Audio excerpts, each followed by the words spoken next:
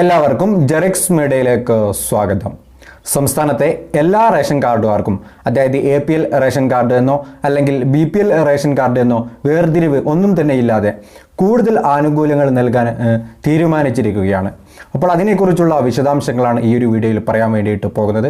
അപ്പോൾ എല്ലാവരും വീഡിയോ ആദ്യം തന്നെ ഒന്ന് ലൈക്ക് ചെയ്ത് വെക്കുക, എങ്കിൽ കൂടുതൽ ആളുകളിലേക്ക് ഈ ഒരു വീഡിയോ എത്തിച്ചേരുന്നതായിരിക്കും. അപ്പോൾ തീർച്ചയായും ഒന്ന് ലൈക്ക് ചെയ്യുക. അതുപോലെ ആദ്യമായിട്ട് കാണുന്നവർ ചാനൽ സബ്സ്ക്രൈബ് ചെയ്യാനും ആ ഒരു ബെൽ നോട്ടിഫിക്കേഷൻ ഓൾ എന്ന ഓപ്ഷൻ എനേബിൾ ചെയ്യാനും മറക്കരുത്.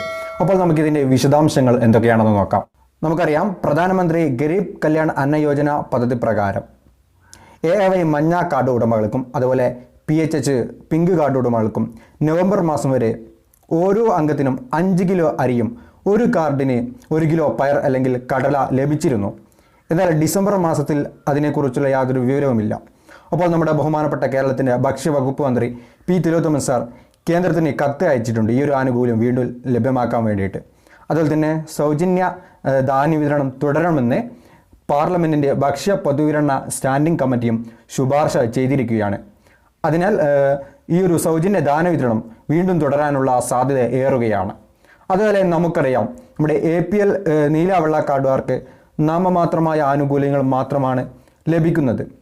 അപ്പോൾ അവർക്ക് 5 കിലോ അരി വീതം കിലോക്ക് 15 രൂപ നിരക്കിൽ സംസ്ഥാന സർക്കാർ നൽകാൻ പരിഗണിക്കുകയാണ്. ഇതിനെക്കുറിച്ചുള്ള അന്തിമ തീരുമാനം അടുത്തു തന്നെ ഉണ്ടാവുന്നതുമാണ്.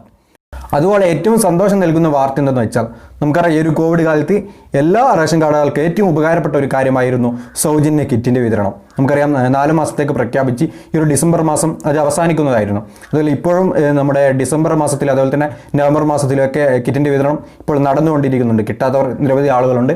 അവർക്ക് വേണ്ടി ഇപ്പോഴും ആ ഒരു നവംബർ ഡിസംബർ മാസത്തിലെ കിറ്റിൻ്റെ വിതരണം ഇപ്പോൾ നിലവിൽ ഇങ്ങനെ നടന്നുകൊണ്ടിരിക്കുകയാണ്.